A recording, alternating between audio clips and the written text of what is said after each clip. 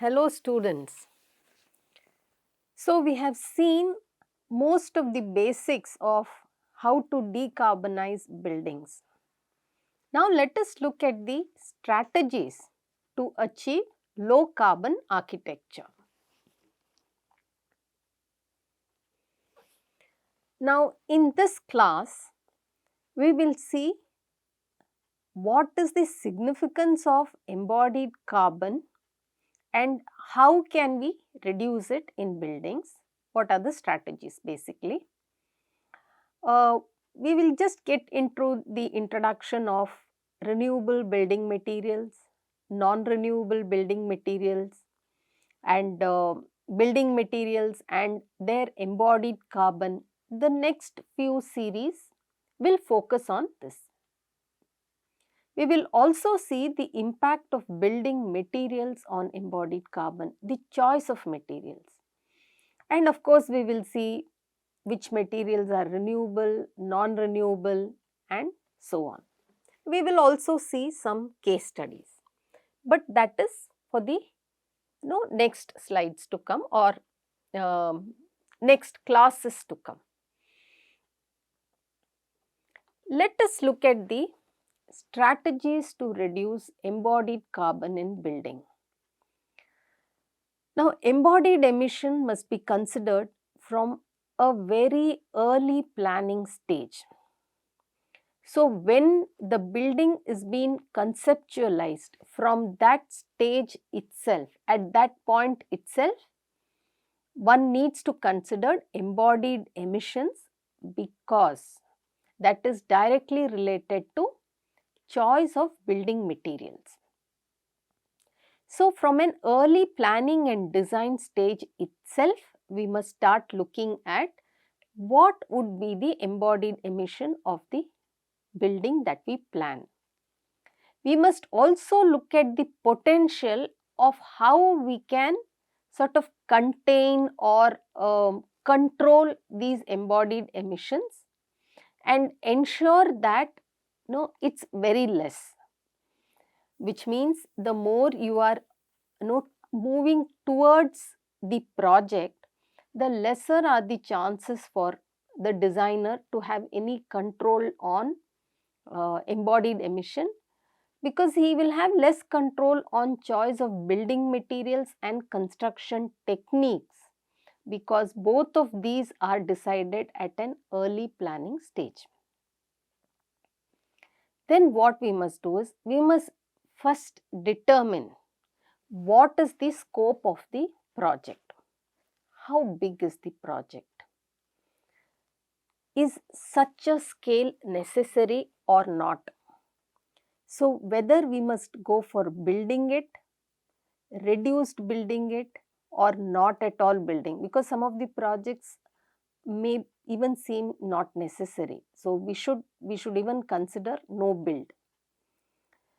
So, by reusing existing structures, whether we can retrofit existing structures, whether we can alter existing structures, because when a new project is to be built, one needs to consider if we are going to demolish the existing project completely, which in a way is a huge loss of resource. All the resources that went into building that particular project in terms of building material, construction technique, because you need a lot of equipment to construct, and equipments can consume lot of fuel in the form of diesel. So, whether you need to build or not build, or whether you can scale down the project. Suppose a client comes and says that he needs a 6-bedroom apartment or a 6-bedroom house. As a designer or architect, you must be in a position to counsel him and suggest to him that such a large scale is not necessary.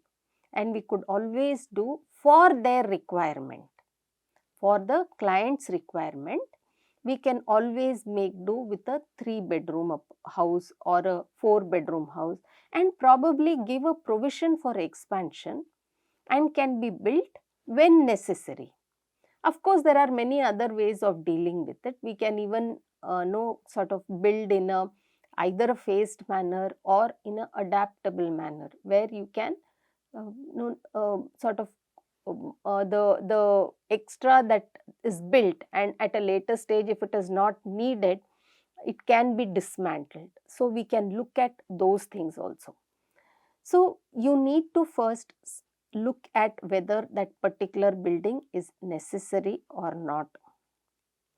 If it is necessary, is the scale that is being proposed by the client, is it necessary, or can we ask the client to scale it down? And we should also look at the um, sizes of the rooms that the client is proposing. Sometimes clients can also be sort of, it's their dream, after all it's their dream project, so they would want everything to be in grandeur. But with grandeur also comes so many other things which may not be necessary, such as increased embodied emissions. And sometimes intervening at this stage can lead up to even 50% reduction in embodied emissions.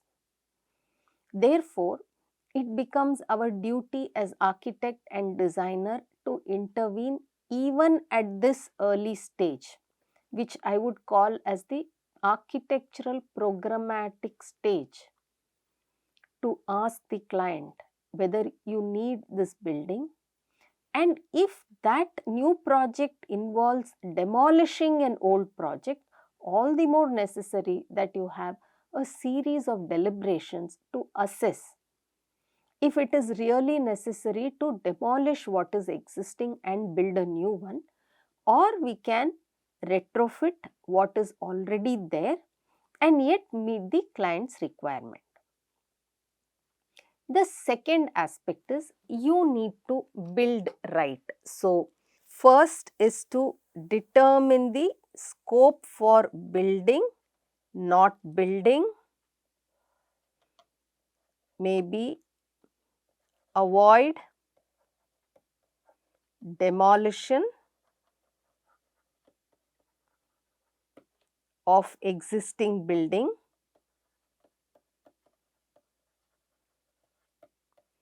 and also retrofit of existing building. So, this is the first one. The second is to build right. Now, we must have, or we must deliberate and get into the right design solution for that particular design challenge. Now, think about efficient material use and consider the best use of the material's properties. What I mean to say is, if for that particular problem, the solution lies in a material which has less embodied emissions, we must be able to advise the client to go for the alternate building material or alternate construction technology rather than pumping in more of the material. For example, if M20 concrete is sufficient, then we must advise the client that there is no need to go for a higher concrete strength, because it would mean higher embodied emissions. Just this decision can have an impact of 10% on the emission reduction. But again, this must be implemented at an early design stage. Third is, we need to build smart. By saying that we need to build smart, I mean that we need to reduce the burden on the natural systems for raw material extraction and processing. So, how do we build smart? It is not necessary that for every component of the building we have to indulge in new components only. Recycled products, they offer a humongous amount of reduction in embodied carbon, because already that particular material or component has been used elsewhere, and all that is involved in the embodied emission of using that material is in transportation and erection. For example, there are many examples of how we can use recycled materials, whether it is in the form of doors. Salvage doors, windows, sometimes vintage doors, windows, cupboards, and so on. But imagine if you are able to salvage an entire component, like using recycled container, shipping containers. You must be aware that shipping containers come in modules of 4 feet or 8 feet. So imagine a shipping container being used as a room. We will be able to. And what is the embodied emission of the original shipping container? It's humongous, because shipping container is made up of one of the finest quality of steel, and steel is a very high embodied energy material. A large amount of embodied emission is involved in the manufacture of steel, and this shipping container is a very strong building component. Why? Because it has withstood the savages of extreme saline environment for months together in its transportation. Some of the shipping containers cannot be reused by the shipping agencies, and they are discarded. If we are able to salvage components like this, there is a huge reduction in embodied carbon and therefore embodied emissions. So we need to build smart. Then another component is, another strategy for reducing embodied carbon is supply chain impacts. Now consider the supply chain impacts of the materials used. For example, manufacturing in different regions due to energy grid mixes. Now, doing this kind of planning for appropriate supply chain, from where does your material come? How locally is your material available? What is the source of your material? That has a huge impact on embodied emissions. For example, you have a tile. You need to have a you need to lay flooring tiles. Now, flooring tiles, the choice will come. How does this start actually? First and foremost, do I need this? Do I need this quality of tile? Can I not go ahead with in situ flooring? That would be this component. Sorry.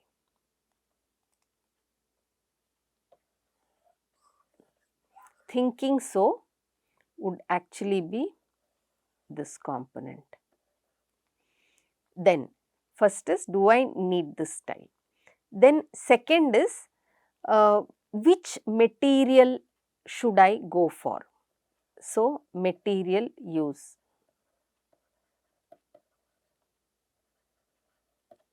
That choice will come from this component. Then next I would consider, can I go for either an alternate tile, or can I go for any recyclable material like construction demolition waste.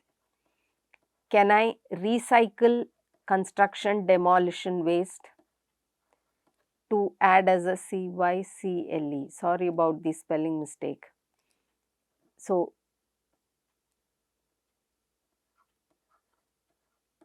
can I go for recycled construction demolition waste as an aggregate in the flooring? That aspect would relate to this. And suppose you decide, no, you would want to go ahead with a marble tile. So, marble flooring. So, from where would the marble flooring come? Will I get it from the local area? Would I want to get it from Rajasthan? Or would I want to get it from Italy? What is the difference? The embodied energy and the embodied emissions are going to be stunningly high because there is going to be a humongous contribution of transportation emission. So, just with one example of flooring tile, you can imagine how much of embodied emissions we can reduce with appropriate choice. But again, all this has to happen at an early design stage. Then, what are the ways to reduce embodied carbon of building through materials? So, the first one is we need to avoid. When I say avoid, we need to build less. Please question the brief. It's very important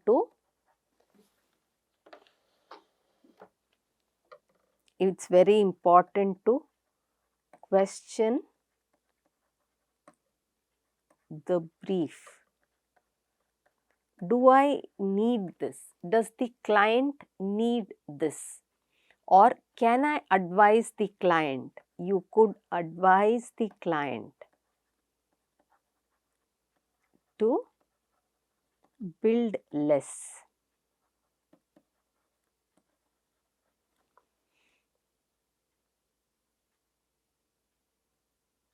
And how do you do that? Or what is the way to convince the client? The way to convince the client is by showing the client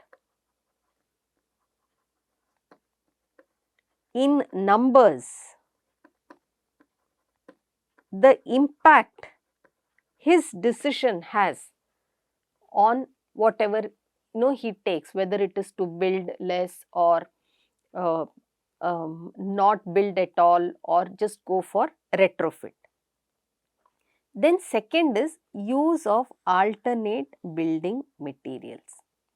We need to have a major shift in our thinking by going into use of alternate building materials which have less embodied emissions. So, this could be in the form of using either recycled products completely as a products or recycled components, or it could be in the form of recycled building materials in that component. Also, trying to go local. Then the next one is to improve. So, the ways to improve would be to decarbonize conventional materials by having appropriate choices, appropriate building material choices. I would like to reiterate here again and again that building material choices are very important And you have various types of building materials, but that is for another day or another course itself completely. So appropriate building material choices in the form of the actual material, in the form of source of the material, whether it is local or whether it is from some other region of the country, or it is from some other region of the world. So the transportation energy also increases, and also the construction technology, which we rarely talk of. So the construction technology is another important component. So a little brief on this will come in the following classes, but a lot more on this will, it will end up in another course itself. So we need to take care of all of these. So to reduce the carbon footprint of building materials and construction, we need swift action to reduce the carbon footprint of conventional building materials while increasing the market share of bio-based or agro-based building materials. There is no either this or that approach. Both approaches are necessary. Concrete, steel, glass, aluminum, plastics and other modern, or now I would even say conventional building materials, considering the scale at which we are using it, these still dominate the current models of construction. So with these materials, there is no way around addressing emission issues, but we should definitely consider more, humane ways of handling the nature by our decisions of appropriate building material choices. We could do a life cycle analysis based on the data available to guide our design decisions. Life cycle analysis is a method to quantify embodied emissions. We will not dwell much into it, but I just wanted to introduce this terminology. In case you are interested, you could take it further. We should look at building materials with optimal properties for the local climate. So we must avoid bringing in irrelevant building materials, because that will also end up in our buildings not being climate responsive. And low carbon materials must be used, and we must avoid carbon dioxide intensive materials, some of which are, as I told you, the modern building materials like aluminum or steel or plastics. Low processed materials that consume less resources for production and are easier to recover and recycle must be used. Resistant materials with longer lifespan and less replacement or less maintenance must be used, because every time you end up having to retrofit a particular material in the name of maintenance, you are going to increase the embodied energy and embodied emission. Recycled material, especially carbon intensive materials, must be used. In case, what I am trying to say is, in case you have to, the design decision is such that you have to use, no, you end up using carbon intensive material, try to make your choices such that you end up using a material which can be easily recycled. Like aluminum, aluminum's recycling potential is very, very high. Same steel is a good material to be recycled. Glass is a good material to be recycled. The local value chains to lower transport emissions and strengthen the local economy must be considered. So, the more you buy local, not only is the embodied emission reduced because of reduced transportation emission, but also you are supporting the local economy and the local market. The onus of explaining all of this lies in the hands of the designer. So as a designer, the important things that you must consider or the important strategies you must follow are: you must first look at the necessity of the building, whether the building is necessary, whether that the scale of the building is necessary, whether we can build less or we need not build at all, which is a very early design stage decision. In case you have to build, consider whether you need to demolish the existing building completely, or you can go ahead with retrofitting of the existing building and expanding it to the need of the client. And also, you should make appropriate building material choices such that you include more of recycled component, and you must improve your material choices by going in for decarbonized materials. Decarbonized materials are materials which have low embodied carbon and low embodied emissions. What these building materials are, we will see in the forthcoming classes. So, with this, I will stop this class and we will move to the continuation of this topic in the next class. Thank you.